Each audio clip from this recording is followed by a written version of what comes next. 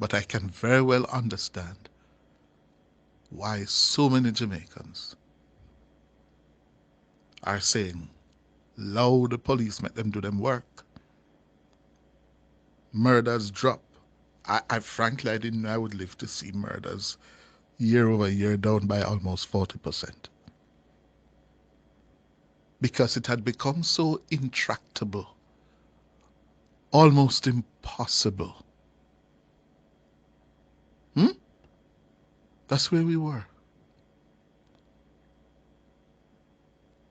And there's a view. The worm is turning, and it not done turn yet. So make the police them do what them have to do. But I'm saying, please, to the men and women in uniform, do not abuse it. Do not abuse it. Do not abuse it to the point where you may be popular today, you'll become very unpopular tomorrow.